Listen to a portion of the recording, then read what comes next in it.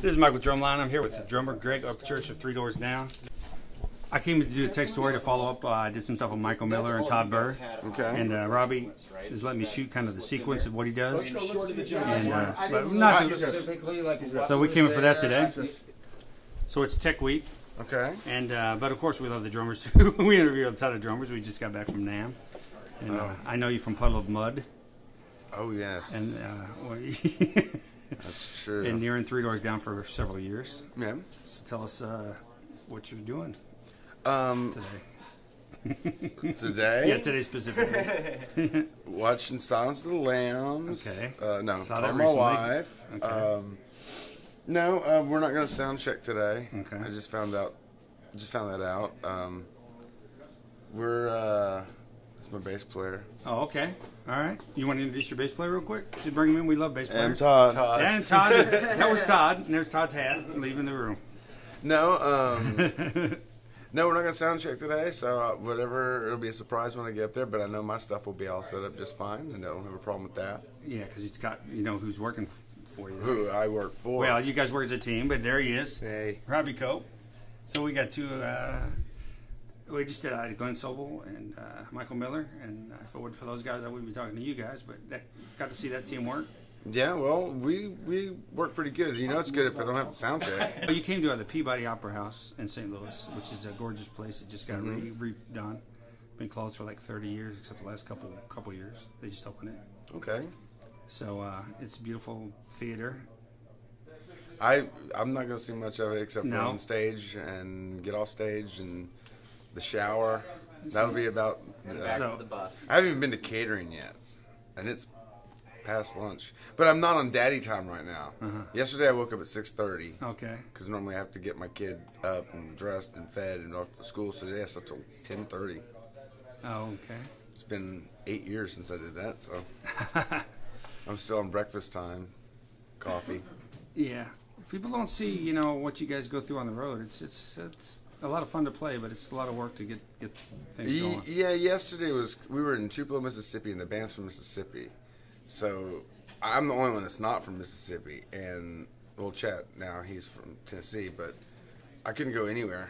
There was hundreds of people. There was more people in our dressing room than there were probably in the crowd. I mean, I couldn't even.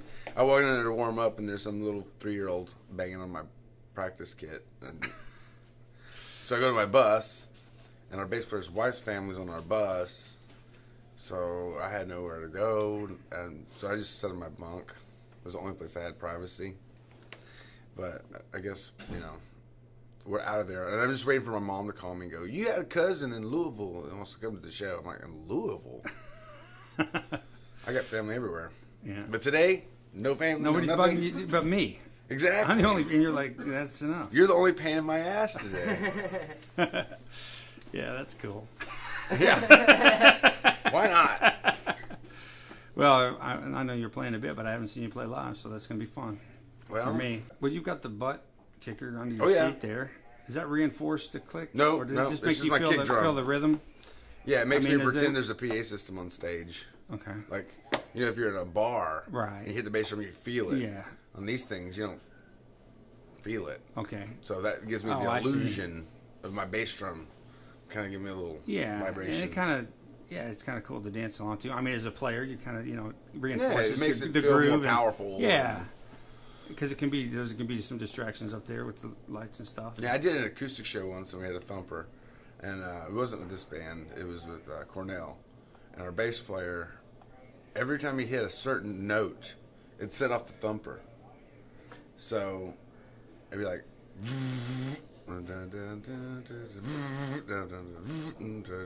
and it was really not. You were cool. getting electrocuted, Yeah, basically. it was just setting it off for whatever reason, but Not good it can vibrations. have that effect, and it make it, you know, it loosens stuff up in your tummy, which is good. I was in LA for 20 years, and it took me forever I couldn't hardly ever get my NAMM badge. Well, you're kidding. Oh my God, it was so I'd have to be like, back in the day, I'd have to call my buddy Greg, who worked for Guitar Center, and be like, man, he would come out and give me my pass, or his pass, and I'd go in with him, and then I'd get that. like DW and promo. You're crazy. That's no, crazy. no. I moved to Nashville. Not a problem now, though, right? Well, no, I moved to Nashville. Now I'm getting invited every year because now I can't go because I'm not going to fly out there to go to NAMM to see what what new stick grips out. I don't care, but I'm just saying it's like, now I get invited, and the DW sent me my badge to download on my email, and they misspelled my name. I can spell your name. No, but I love DW. Don't get me wrong. 1 G on the Greg. Right, it was G-R-E-G-G. 2 G's. See, I know how to spell your name. Yeah, well, anyway. I always think that's funny that I get invited to NAMM as soon as I move out of California. I lived there 20 years. I met a girl at NAMM. She was an incredible singer, Kelly McGrath.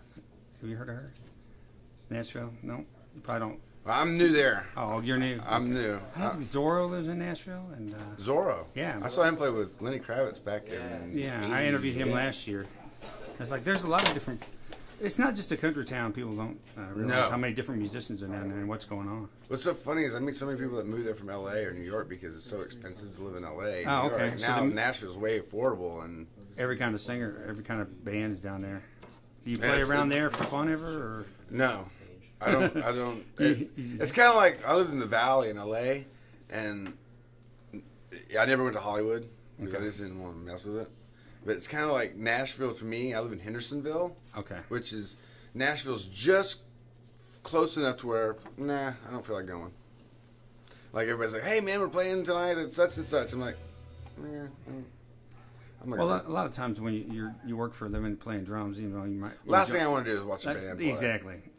I'd rather, be at home with the family. Well, you got children. Well, yeah, I got a kid. You're married. Well, my wife's going to be like, you're going to do what? No, I'm not going to do that. I don't want to start that. You got to have quality home time. Right. So when I'm home, I'm home. My night consists of dishes, peeling potatoes for dinner, reading books for my son. The worst is, like, have you ever read Fox and Socks by Dr. Seuss? Yeah. That thing is hard as hell. Especially, 9 o'clock and I'm tired, and daddy time, and I'm like, read that, Fox and Socks. And the bass player ducked under because he's figured this he doesn't want to be documented because he gets no free time if he gets interviewed all day. Oh, no, Fox and Socks, yeah, I like Dr. Seuss. Yeah. You should do that. You should maybe cover that. Fox and Socks. Well, anyway, thank you for your time. You're probably tired. Thank you for having me. You're got to rest up for your massive. Oh yeah, I got a lot of rest to do. I got to catch up on that rest and get some lunch. All right, we'll let you go. Oh yeah, I need to eat something. Yeah. See, I reminded him. Yeah, I saved the show today. I reminded Greg to eat.